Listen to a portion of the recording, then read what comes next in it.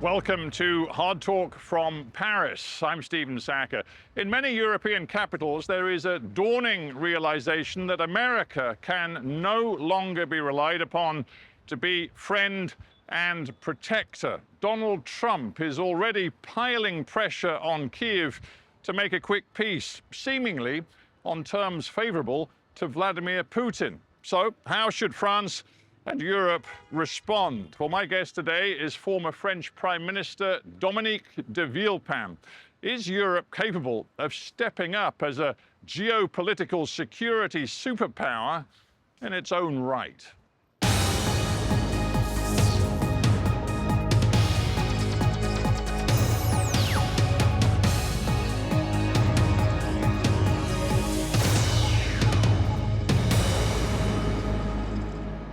Dominique de Villepin, welcome to Hard Talk. Thank you for receiving me. It's great to be talking to you here in Paris. How would you characterize the relationship between the United States, led by Donald Trump, and Europe's democracies right now? It is a big historical swing between the US and Europe. And of course, most of us do see the swing towards Ukraine, which is a huge issue and a big problem for all of us and for Ukraine. But I think there is a second aspect, which is the fact that the US administration is making also a big swing on democracy. Donald Trump is not defending the idea, the old paradigm of freedom and democracy. This is not at the center of the objective of the US administration. Today, the big paradigm is power, transaction, and a vision of politics which is much closer to illiberal democracy than liberal democracy. Listening to the State of the Union speech of Donald Trump, he talked about creating this new, fantastic civilization, advanced, free, dynamic civilization, but also dominant civilization. This is the kind of speech through history we have heard before. And that has led the world to huge catastrophes. And that's where you can see a link with Donald Trump's speech and Vladimir Putin's speech. Let me stop you for just a second. Are you not in danger of a grave exaggeration? Donald Trump's second term is only weeks old, and you've decided that suddenly the United States is an illiberal democracy? No, I have not decided anything. We have seen that running for years, since the start of the first administration. And we have to consider that the second term is not on the same basis than the first one. Donald Trump is not alone. He has a program, and he is working with people who also have an agenda. Are you saying that when you look at Trump today and the people around him, you see enemies? I won't say enemy because I don't want to put them in a box. I'm saying... But you're putting them in the same box as Russia and China, by the sound of it. I'm saying that there is a process which may lead to illiberal democracy, which may change completely the pattern of US identity. And why I'm saying that? We have never seen through history someone like Elon Musk, so close to Donald Trump, someone like J.D. Vance, doing what they have done in the UK towards Germany, giving a hand to Alice Weidel, the head of the AfD, pledging for a new vision for democracy and giving a lesson to Europe. We have never seen that before. I'm saying that there is the risk of a process, and we should not be blind to what is going on and the kind of new America we are seeing rising in front of us. And that's what I really want. But your own president, Emmanuel Macron, went to the White House to talk to Donald Trump. He made nice with Donald Trump, issued some warm words and got a slap on the back. The same with UK Prime Minister Keir Starmer. These are politicians in Europe who have to live in the real world. And their view is that whether they like it or not, they have to accept that Donald Trump is the elected president of the United States, and they have to work with him. But why? If they took your approach, they would be running for the exit. I'm taking my approach because I have a duty as a citizen, a French citizen, a former prime minister. I have a duty. So hang on, but you're not in power. If you were in power in France I'm today... going to answer both questions. My duty is to say, there is a risk, a huge risk. Second, if I were in power, of course, I understand perfectly the position of most of the EU leaders. They want an appeasement policy toward the US. Why? No, they don't call it appeasement. No, I'm calling it. They want... I'm calling it. This is my word. Why? Because they know that we should try to have as much as possible of opportunities to work with the US as we can, because of course we have an heritage, which is NATO. We have a strategy of being an ally of the US, and if we can find a way to have the US supporting Ukraine for a little longer, we should take it. But I think everybody has understood that we have been relying on NATO and on a friendship with the US that is something where there is a big question mark today. There is a big doubt. As you look at the Ukraine crisis today, do you think that Donald Trump, in essence, has flipped sides and is working alongside Vladimir Putin for a solution which suits Vladimir Putin? Well, I have seen no evidence of Donald Trump willing to take into account the interest of Ukraine in the negotiation. I've seen everything he has taken as the support to Russia and nothing as question mark raised towards Russia in terms of concession. He has already given to Russia almost everything Russia is waiting for. So explain it to me. Why do you think Trump is doing that?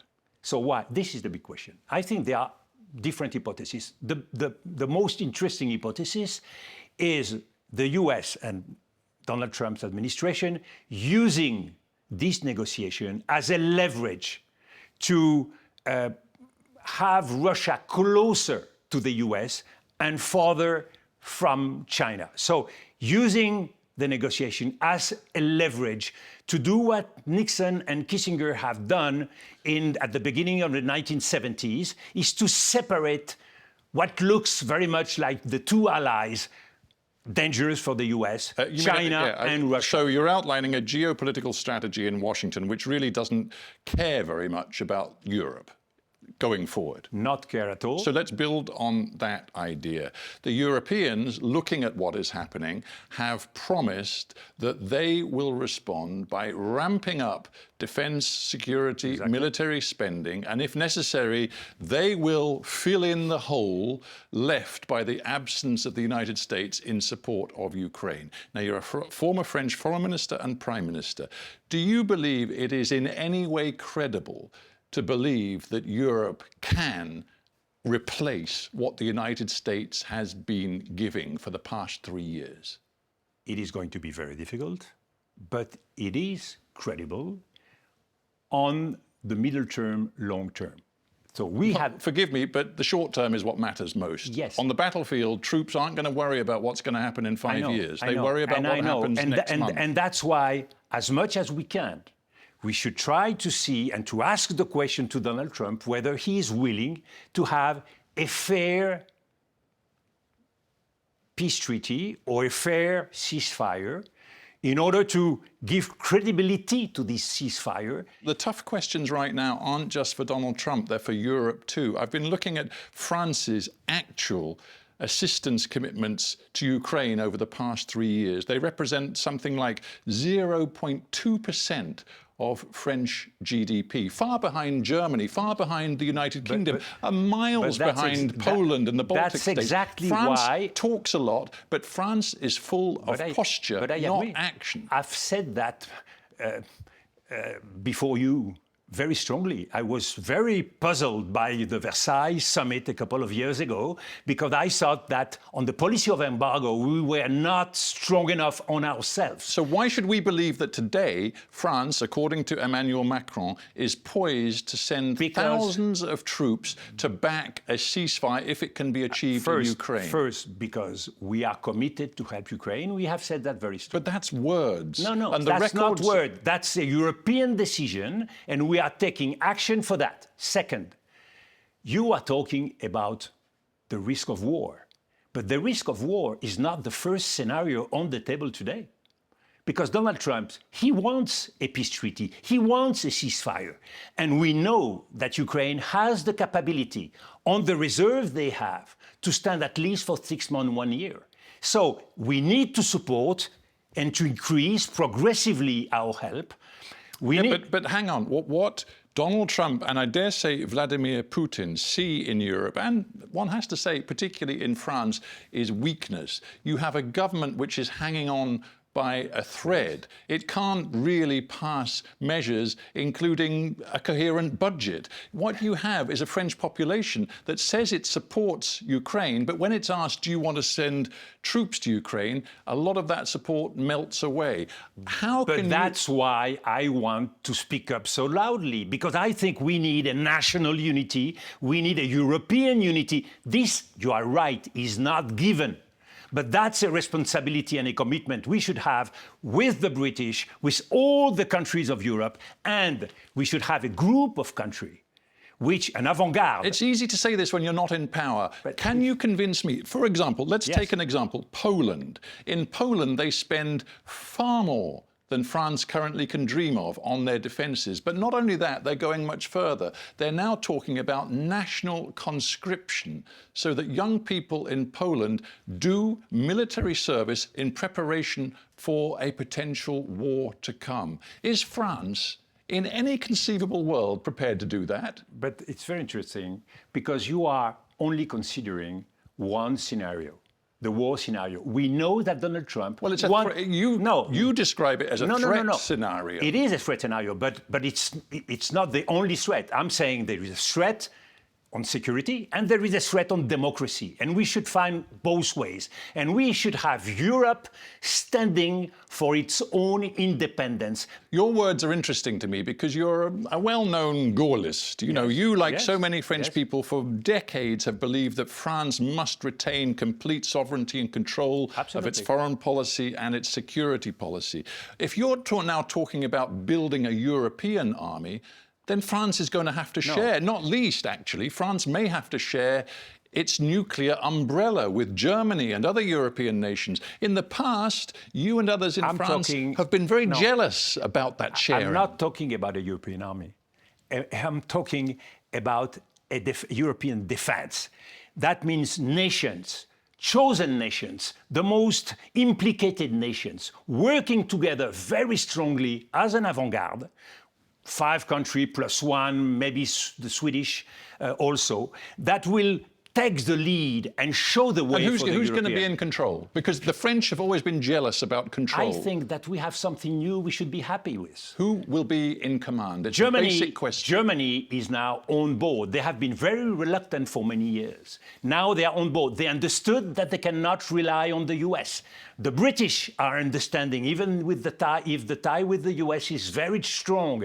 The French, Germany, the British, we are having talks on the perspective of an extension of nuclear dissuasion. You, as a Gaullist, support that? Sharing? Not sharing. No, please. Not sharing the decision. I think we should be precise on all that.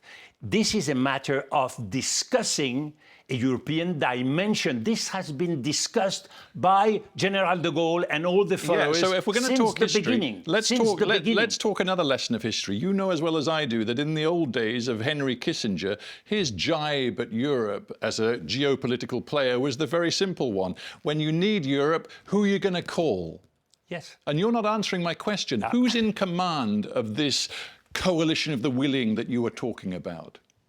Germany, France, the UK, and all the volunteers that all want of those to follow. countries you just mentioned have subtly different perspectives on all of this. But that's why I'm telling you. The question is, how are we going to unite our forces? But you're not giving me an answer. Yes, it is a process. You it's a see, process. I would love to be able to answer, this is going to happen this way. This is not a decision we can take in 1 week. We know for sure. But also, we have to understand that it is more important to build up the response of Europe, to build up on solid basis, than to go forward without any method. So what I'm reading from all of your answers, and again, you're a voice of experience and authority, you're saying NATO, as we understand it, is dead. No, because most of the European countries, they still want to work with NATO. They are in a transitional phase. But you just, at the beginning of this interview, you told me the United States was a, quote, illiberal democracy. But we can work together on the European pillar. On the European pillar inside NATO, there is nothing contradictory with that. You see, we should be pragmatic. Working on the European pillar, having a European defense organization on the basis of governments, and we should use all these different formats to invent something new. We are in a moment where we need to take responsibility, but we should take responsibility with the support of our countries. And that's where we have also a difficult challenge, because this is not only a matter of government. The challenge in front of us, and that's key for me, is not only the challenge of the security of Ukraine. This is a key question. The challenge is also the stability of Europe. Absolutely. And we see that there are ideological forces, even within Europe, that are supporting the US administration, and the US administration is playing with these populist forces to destabilize our regimes. Well, I talked earlier about words and actions not necessarily being, on the same page. I'm wondering whether the words you are delivering to me are going to be followed by actions. But before we end... But this is the responsibility of the people in charge in every single nation of Europe. This is a battle that needs to be fought. I'm just saying, it will be easy if it's just a matter of military leadership. It is much more than that. We need to mobilize our nation on the fact that we are facing a global threat. I want to remind you, first, who are we facing? We are facing Russia, who has not been able in 3 years to win more than a couple of kilometers in Ukraine. The US has not been able to defeat Afghanistan, neither to defeat Iraq. So power is not everything. Will is everything. This is the key. The will of the leaders and the will of the people. So this is what we should mobilize. But to do that, we should speak very frankly with our people. You have been outspoken here in France, not just on the issue of Ukraine and what the French and other European governments need to do. You've also been very outspoken on the issue of Israel and what Israel has done in Gaza since Hamas's attacks in October of 2023 on Israelis. Now, you say that France's internal silencing of criticism of Israel represents a, quote, historical scandal. A silence, it is, you said, a taboo. Why do you think that is? Well, why? You could ask the same question to many European countries, in Germany and in the UK and in many, many countries. Why? Because they are just considering the situation, forgetting the fact that what is at stake in the Middle East and in the Gaza question. There are two things which are key. First is the matter of justice. You see, we began to have a huge problem in Ukraine when people understood that we were applying double standard. What's going on in Ukraine, seeing with one eye, what's going on in Gaza, seeing with another eye. So we lose the respect in many emerging countries. Second, not only a policy not complying with justice, but not complying with international law. You see, when you look at the policy of Putin, aggression on Ukraine, when you look at the position of the US administration, they have something in common. They don't respect limits, they don't respect rules, they don't respect international law. So we have to be defending you're talking multilateralism, and we have to defend the international law. Do you think anybody watching this will believe that Europe has all of the high moral ground when it comes to criticizing double standards and hypocrisy in approaches to international law? I'm not saying that. I'm saying that our policy for centuries has been based on humanism, universalism, the Enlightenment ideas. And today, if we are not coping with this heritage, we are going to change of civilization. We are going to enter in the civilization of force. We are the continent supporting the respect of law and the respect of equality between people. But if you are right, and if the law of the jungle is in essence what we are seeing developing... But I don't understand your question. When you look at Donald Trump putting in question the sovereignty of Greenland, this is not the law of jungle? No, I think you should take out your lenses and look at what's going on. I'm asking you, if you are right, and if we are seeing the rise of a United States which has more in common, to use your words, with Russia and China than it does with the democracies of Western Europe... In this regard, it is obvious. Then what chance does Europe have in this geopolitical arena to become a global security superpower? But it's not a matter of chance, it's a matter of duty. This is a necessity for the stability of the world. You see, you are forgetting that the power of Donald Trump and of the US administration is going now to face a lot of limits. They're going to have the midterms. One day, the US people are going to awaken. One day, the counterpowers, the Supreme Court and many others, the judicial system, the media, they are going to wake up. Are they going to let Donald Trump do whatever he wants and to erase the democracy in the US? So I'm counting on the fact that somebody playing such a bully policy cannot do whatever he wants. He has, at one point, to face some reaction. The security battleground is Europe, and the ideological battleground is also Europe. And that's why I think we need a roadmap. The roadmap should be very clear. Defend our security and defend democracy. If you do not think that the current leaders of your country and Europe grasp this with the clarity and the passion that you've exhibited today, are you going to put yourself forward again as a potential leader of France? You had ambitions. In 2012, they came to naught. Do you still have ambitions to lead France as president? I have no personal ambition, but I want to be part of the battle to awaken the French people and the European people. This is a battle which is a matter of survival. It's an existential battle for Europe. Do we want to have a Europe that it is going to deny its own traditions, to deny our own culture and ideas? Do we want to resemble to what's going on in the US today or in some authoritarian regime? We don't want that. We need to fight for that, but we need to fight with a lot of cold blood to find a way to do it on the middle and long run, and to do it precisely to defend the independence of France and Europe, to defend the democracy of France and Europe, and to defend the power of France and Europe. So we should do that taking into account our own interest. Dominique de Villepin, we have to end there. Thank you very much for joining me. Thank you so much, and thank you for this hard talk.